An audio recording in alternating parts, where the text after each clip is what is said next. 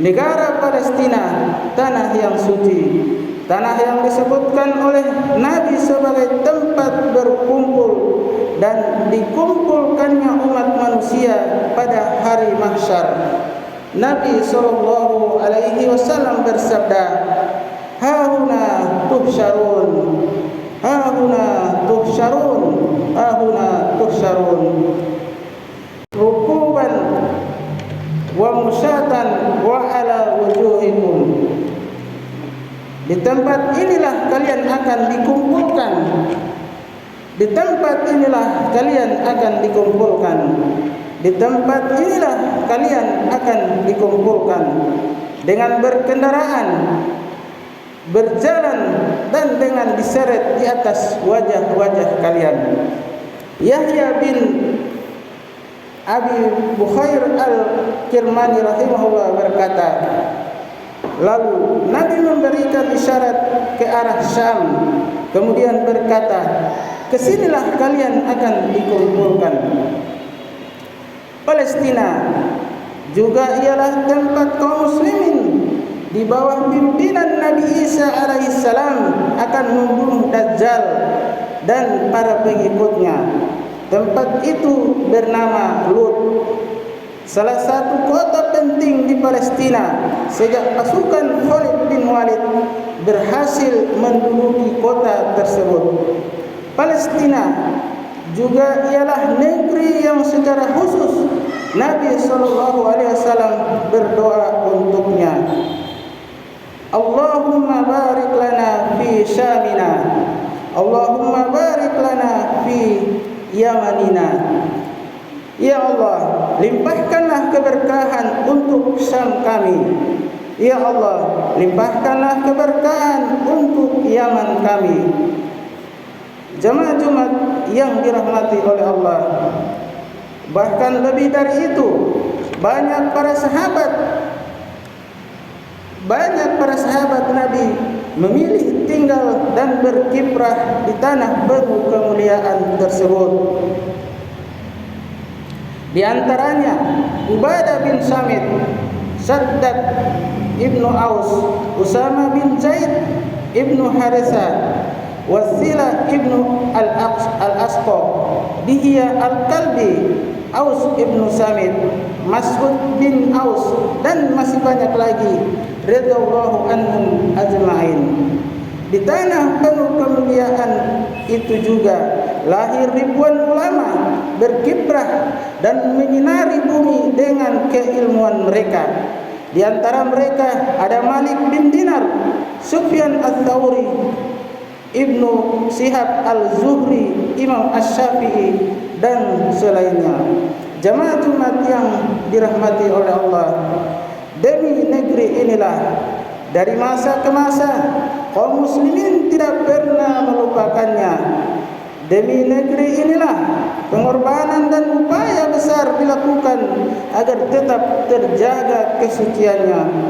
Demi negeri inilah Sultan yang adil Mahmud Nuruddin Zanki pernah berkata,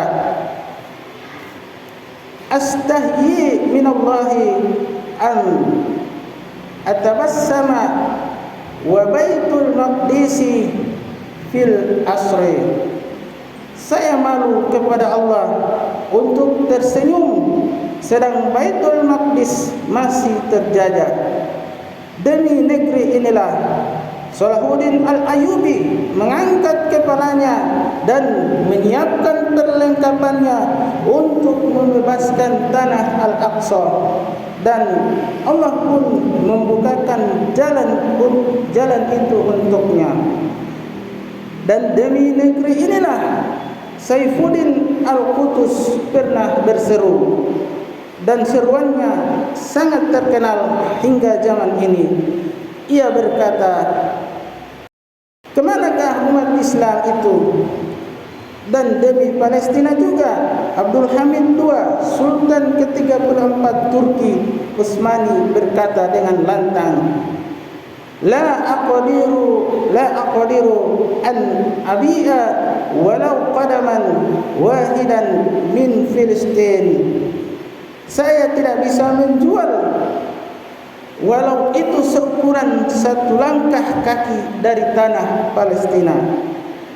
Dan demi tanah yang penuh kemuliaan ini, anak-anak kecil pengangkut batu itu mengumpulkan kerikil-kerikil dari tanah mereka. Kemudian mereka lemparkan ke wajah para Zionis yang kejam tersebut.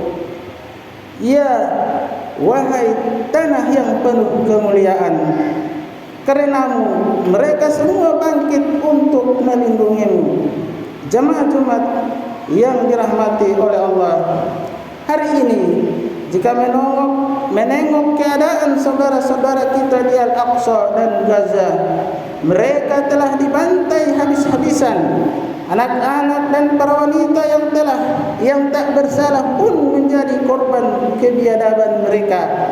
Tidak hanya umat Islam, bahkan umat Kristiani yang hidup rukun dengan kaum muslimin di Gaza juga menjadi korban kebiadaban mereka. Hari ini jemaah sekalian telah serak suara-suara mereka yang meminta bantuan dan pertolongan, sedangkan tak ada satupun yang peduli terhadap panggilan-panggilan tersebut. Sebagian kaum muslimin masih tertidur dan terlena dengan dunia mereka. Wallahul musta'an. Hari ini juga berbagai media-media telah memutarbalikkan fakta. Mereka dengan mudahnya menuduh dan menyudutkan saudara kita di sana, seakan kaum muslimin di sanalah yang salah, seakan kaum muslimin yang menyerah dan harus rela agar tanah itu diambil oleh penjajah Zionis tersebut. Allahul musta'an. Ini semua karena diamnya sebagian kaum muslimin menghadapi persoalan ini.